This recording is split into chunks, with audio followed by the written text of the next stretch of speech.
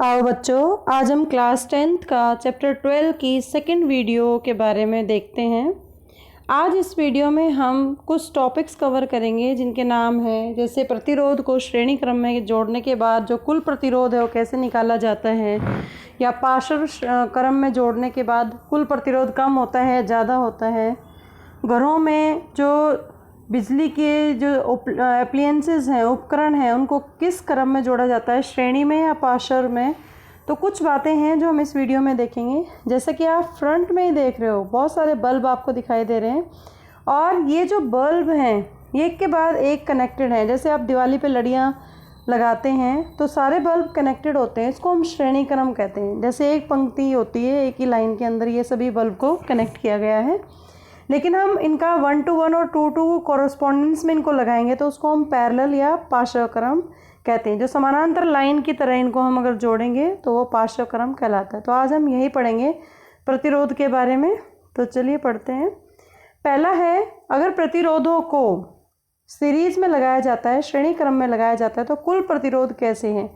बहुत बार ये पेपर में इसका आर की वैल्यू निकालने के लिए ये क्वेश्चन आता है कि इसका प्रतिरोध निकालिए, जिसमें 3 रजिस्टर्स, 3 प्रतिरोध सीरीज़ में लगे हैं, श्रेणी क्रम में लगे हैं। पहले का नाम है R1, R2, R3। अगर आप इस सर्किट को ध्यान से देखेंगे तो इसमें प्लग की लगी हुई है जो स्विच का काम कर रही है, बैटरी है जिसमें करंट आई जा रहा है, एमीटर लगा हुआ है जो कि करंट की वैल्यू को मेजर करेगा, और V1, V2, V3 ये वोल्ट मीटर शो कर रहे हैं, एक तरह से वोल्टेज ड्रॉप बताते हैं कि जो R1 है, R1, R2, R3 इसके अक्रॉस वोल्टेज ड्रॉप है वो अलग अलग होगा, किसी में कम होगा किसी में ज़्यादा होगा, डिपेंड करता है उसकी कंडक्टिविटी के ऊपर। तो आइए देखते हैं कि इसको कैसे हम डिराइव करें कि टोटल रेजिस्टेंस अगर मुझे इस सर्किट का निकालना है, जब 3 रजिस्टर श्रेणी क्रम में लगे हैं तो टोटल R की वैल्यू क्या होगी। तो ओम्स लॉ क्या कहता है, V = IR। सेकेंड इक्वेशन में देखिए, थर्ड में अगर एक रजिस्टर होता है इसमें R और उसमें करंट आई जाता और V वोल्टेज होती तो V = IR होता। लेकिन यहाँ 3 रजिस्टर जुड़े हुए हैं। अगर मैं फर्स्ट रजिस्टर R1 के अक्रॉस करंट की वैल्यू देखूँ, करंट सेम रहेगा क्योंकि सीरीज़ है। आप जैसे लड़ियाँ लगाते हो दिवाली के ऊपर तो करंट सेम होता है, अगर एक बल्ब भी फ्यूज़ हो जाता है तो सारी लड़ी ख़राब हो जाती है। तो करंट की वैल्यू सेम है, वोल्टेज ड्रॉप अलग हो सकता है। तो यहाँ पर R1 के अक्रॉस I की वैल्यू है V1 = IR1, और ओम्स लॉ के हिसाब से इसी तरीके से V2 = IR2, V3 = IR3। तो जो मोस्ट इम्पॉर्टेंट चीज़ है श्रेणी क्रम में, वो करंट सेम रहता है, I की वैल्यू सेम रहेगी, लेकिन वोल्टेज है वो डिफ़र करेगी। और टोटल वोल्टेज जो 220 वोल्टेज है या 4 वोल्ट की बैटरी है फॉर एग्जांपल, तो उसमें 4 वोल्ट को 3 रजिस्टर्स के अक्रॉस है वो डिस्ट्रीब्यूट हो जाती है, V1 + V2 + V3 = V। तो इसी तरीके से इसी दो फर्स्ट और सेकंड इक्वेशन को ध्यान में रखते हुए हम ओम्स लॉ को यूज़ करेंगे। यहाँ पर थर्ड में लास्ट वाले बॉक्स में आप देखोगे V1 + V2 + V3 = IR, और V की वैल्यू है, V1 की वैल्यू है IR1, V2 की वैल्यू है IR2, V3 की वैल्यू IR3। I कॉमन आ जाएगा, कट जाएगा दोनों तरफ से, और टोटल R की वैल्यू आ जाएगी R1 + R2 + R3। माना R1 2 ओम है, R2 3 ओम है और R3 4 ओम है, तो हम टोटल R निकालने के लिए क्या करेंगे, 2 + 3 + 4। इसको हम एक एग्जाम्पल से समझाते हैं कि अगर 2 रजिस्टर्स हैं जो सीरीज़ में लगे हुए हैं, एक की वैल्यू 10 ओम है, दूसरे की 20 ओम है, तो हमें इसका टोटल रेजिस्टेंस निकालने के लिए क्या फॉर्मूला निकालना पड़ेगा, RS = R1 + R2। अगर यहाँ 3 4 होते तो R1 + R2 + R3 + R4 हो जाता है, यहाँ 2 हैं तो सिर्फ R1 + R2, तो टोटल रेजिस्टेंस होगा 30 ओम, बढ़ जाएगा। अब हमें करंट निकालना है इसके अक्रॉस, पूरे सर्किट में करंट कितना जा रहा है। तो I की वैल्यू क्या हो जाएगी, V वोल्टेज, क्योंकि अक्रॉस वोल्टेज है V और RS है इसका टोटल रेजिस्टेंस, और RS माना कि वोल्टेज 3 वोल्ट है तो डिवाइड बाय 30, I की वैल्यू हो जाएगा 0.1 एम्पियर।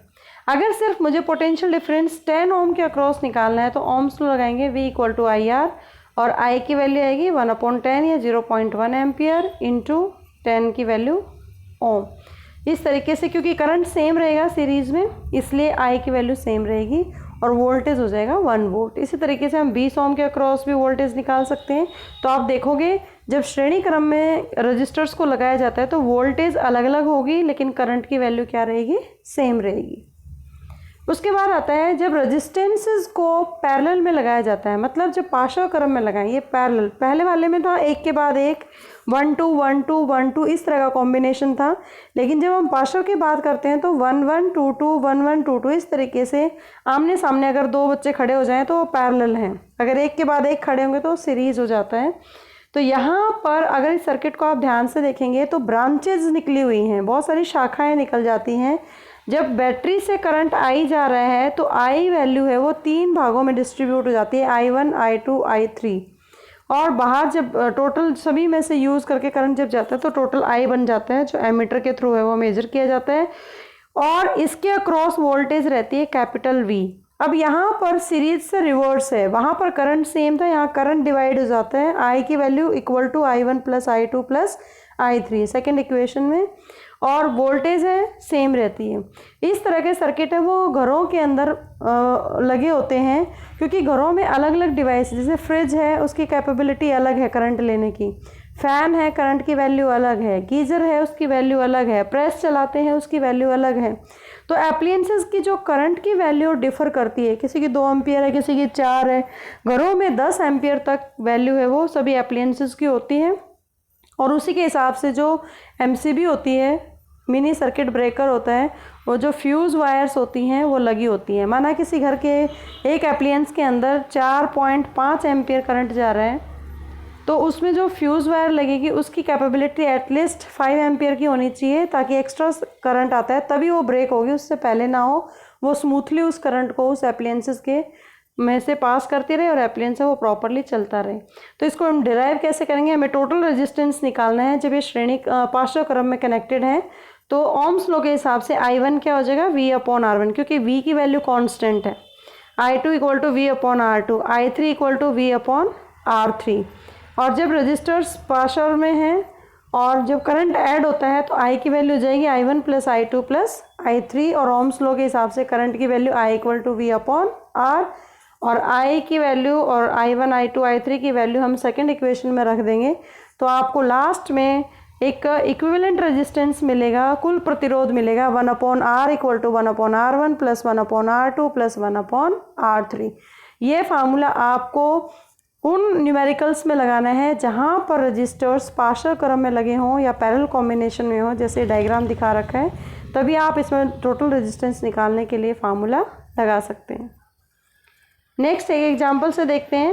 इफ़ 2 रजिस्टर्स, 2 रजिस्टर हैं, एक 3 ओम वैल्यू है, एक 4 ओम वैल्यू है, दोनों पैरेलल हैं, what is the resistance of the circuit. तो फार्मूला डायरेक्टली लगेगा 1/R equal to 1/R1 plus 1/R2। इसको सॉल्व करेंगे तो 1.71, मतलब अगर हम सीरीज़ में रजिस्टर बढ़ता है और पैरेलल में कम होता है, और जहाँ पर प्रतिरोध कम होगा वहाँ पे करंट की वैल्यू ज़्यादा होगी। इसलिए घरेलू परिपथ हमेशा जितने भी एप्लियंसेस होते हैं वो पार्श्व क्रम में लगाए जाते हैं, क्योंकि पार्श्व क्रम में कुल प्रतिरोध बहुत ही कम होता है, जिसकी वजह से करंट की वैल्यू ज़्यादा होती है, और वो जो हीट में कन्वर्ट होता है वो कम होता है, जो वेस्ट कम करंट होता है। मैक्सिमम करंट है वो एप्लियंसेस को चलाने के लिए इस्तेमाल किया जाता है।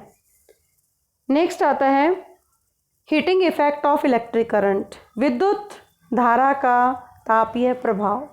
जैसा कि इसका नाम है, बहुत अच्छे से एक्सप्लेन हो रहा है कि जब भी किसी कंडक्टर या चालक में से विद्युत धारा प्रभावित होती है तो वो कंडक्टर गर्म हो जाता है और उसमें से हीट प्रोड्यूस होने लग जाती है, ऊष्मा निकलती है उसमें से, उसको heating effect of electric current कहते हैं। एंड उसका दूसरा नाम है joules law of heating, joule का तापीय नियम। जैसे कि 2 फिगर दिख रही है, एक में हीटर है, दूसरा बल्ब है। बल्ब का जो फिलामेंट है, जब इसमें कॉन्टीन्यूसली करंट पास होता है तो ये रेड हॉट होना शुरू हो जाता है, और जिसकी वजह से ग्लो करता है। इसी तरीके से हीटर है, इसमें अलॉय वायर होती हैं, अलॉय की बनी हुई, और वो अलॉय वायर क्या है, उनकी रेजिस्टेंस पावर ज़्यादा होती है, जिससे करंट कम होगा और वो हीट में ज़्यादा कन्वर्ट हो जाती हैं, और जिसकी वजह से वो रूम को गर्म करने में हेल्प करती हैं। तो ये है heating effect of electric current. उसके बाद आता है कि जो जूल्स का हीटिंग लॉ है उसको हम कैसे स्टेट किया, जूल ने उसको कैसे उसकी परिभाषा दी। उन्होंने कहा कि जब भी किसी प्रतिरोध में से हीट प्रोड्यूस होती है, हमेशा प्रतिरोध ही हीट प्रोड्यूस करेगा, क्योंकि हर एक वायर के अंदर अपना प्रतिरोध एक गुण है, ये हर एक वायर की हर एक मटेरियल की कि वो कुछ ना कुछ करंट को हीट में कन्वर्ट कर देती है। तो प्रतिरोध में जब हीट प्रोड्यूस होती है वो डायरेक्टली प्रोपोर्शनल होता है स्क्वायर ऑफ करंट, करंट के आई के वर्ग के बराबर, रेजिस्टेंस जो रजिस्टर का है उसके प्रोपोर्शनल होता है, समानुपाती होता है, और जितना टाइम उसमें करंट फ्लो हुआ उस टी के समानुपाती होता है। तो लास्ट में जब हम इसको कैलकुलेट करते हैं, इसको कंबाइन करते हैं तीनों फैक्टर्स को, तो H equal to I square R T, and this is called Joule's law of heating, where H क्या है, जितनी ऊष्मा प्रोड्यूस हुई, I है विद्युत धारा, R है प्रतिरोध की प्रतिरोधकता क्षमता, और T है time taken by the current in the register, कि कितने टाइम तक वो चलता रहा। आपने देखा होगा बहुत बार कि जब भी किसी बल्ब को हम 1 या 2 घंटे तक आपके घर में बल्ब जलता रह जाता है, तो जब आप उसको हाथ लगाओगे तो वो बहुत ही गर्म होता है, उसी के ये joules law of heating effect के कारण वो गर्म हो जाता है। अब ये फार्मूला डिराइव कैसे हुआ? हमें पता है कि जो ऊर्जा है उसका फार्मूला है शक्ति गुणा समय, पावर इनटू टाइम, और जो हीट प्रोड्यूस होती है करंट में वो भी एनर्जी की एक फॉर्म है, हीट एनर्जी है, तो वो भी इलेक्ट्रिक पावर इनटू टाइम हो जाएगा। तो H equal to P into T, और पावर का फार्मूला है वी आई इंटू टी, और ओम्स लॉ क्या कहता है V equal to I R. जब हम इसके अंदर वैल्यू पुट करेंगे V equal to I R, तो H equal to I square R T. इस तरीके से आप ये फार्मूला भी डिराइव कर सकते हैं। नेक्स्ट आता है कि इसके उपयोग कहाँ कहाँ हैं। जो हीटिंग इफेक्ट है विद्युत धारा का, उसके जो तापीय प्रभाव है वो कहाँ कहाँ पर एप्लीकेबल है। सबसे पहले है इलेक्ट्रिक बल्ब के अंदर। जब भी करंट पास होता है, एक thin filament high resistant tungsten filament होता है बल्ब के अंदर, जो बीच में दिख रहा है पतली सी एक तार है, ये टंगस्टन मटेरियल का बना होता है, और जब भी इसमें करंट पास होता है तो ये जो फिलामेंट है वाइट हॉट हो जाता है, जिसकी वजह से वो लाइट एमिट करता है। तो ये हीटिंग इफेक्ट के आधार नियम के आधार पर ही एप्लीकेबल है या कार्य करता है। उसके बाद आता है इलेक्ट्रिक फ्यूज़। ये एक सेफ्टी डिवाइस है जो कि सर्किट को प्रोटेक्ट करता है, एक्स्ट्रा का जब करंट आता है उससे प्रोटेक्ट करता है, और उसमें हाईली करंट को पास नहीं होने देता। अगर आप ध्यान से देखेंगे जो फ्यूज़ है उसके अंदर वायर ब्रेक हो रही है, जब एक्स्ट्रा करंट आता है तो वायर ब्रेक हो जाती है और सर्किट ओपन हो जाता है, जिसकी वजह से अप्लायंसेस में करंट नहीं जाएगा और वो बर्न होने से या कोई डैमेज होने से बच जाते हैं। नेक्स्ट आता है इलेक्ट्रिक पावर। इलेक्ट्रिक पावर मतलब विद्युत शक्ति। इलेक्ट्रिक पावर का मतलब क्या है? जैसे एक बल्ब है, अगर वो 100 वाट का है तो और 1 घंटे के लिए जलाते हैं तो वो कितनी एनर्जी कंज्यूम करता है, उसमें कितनी इलेक्ट्रिकल एनर्जी, कितनी विद्युत ऊर्जा का उपयोग वो करता है किसी भी विद्युत परिपथ के अंदर, वो उसकी शक्ति कहलाता है। और उसको हम डिनोटेट करते हैं कैपिटल P से। और पावर का मतलब क्या होता है? Rate of consumption of energy. मतलब किसी भी एप्लायंसेस के द्वारा, किसी भी उपकरण के द्वारा विद्युत ऊर्जा की दर विद्युत शक्ति कहलाती है। और आपने पीछे पढ़ा था पोटेंशियल डिफरेंस या voltage V equal to W upon Q होता है। तो W is the work done, और वर्क डन का मतलब क्या होता है? कार्य करने की दर ही क्या कहलाती है? ऊर्जा कहलाती है। तो W को हम E से रिप्लेस कर सकते हैं, E equal to V Q, और यहाँ पर पावर बन जाएगा फिर वी क्यू अपॉन टी, और Q upon T we know current की वैल्यू होती है, तो इसका मतलब P equal to V I. ये फार्मूला हमने हीटिंग इफेक्ट में भी यूज़ किया था। अब P equal to I square R, ohms लो यहाँ पे रख दो। V की वैल्यू अगर आई आर रखेंगे तो आई स्क्वेयर आर है, अगर I की वैल्यू V अपॉन आर रखेंगे तो V स्क्वेयर अपॉन आर। तो 3 फार्मूले हमारे पावर के डिराइव हो जाते हैं। P equal to V I, दूसरा है P equal to I square R, और तीसरा है P equal to V square upon are.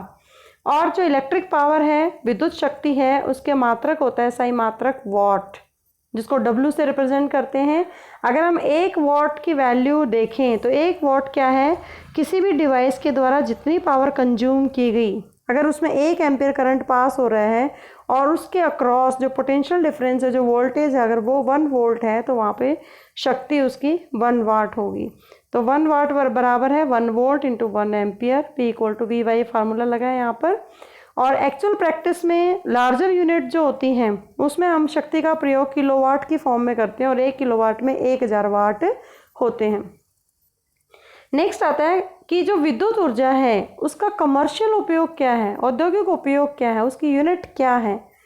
जैसे आप घरों में जब भी बिजली का बिल आता है तो आप अपने फादर से सुनते होंगे या किसी भी घर के बड़े आदमी से जो बिल के बारे में डिस्कशन होता है, तो वो कहते हैं 200 यूनिट्स आई हैं या 200 यूनिट्स तक फ्री है और 205 होते ही आपका बिल आना शुरू हो जाता है। इस तरह की बातें सुनते होंगे।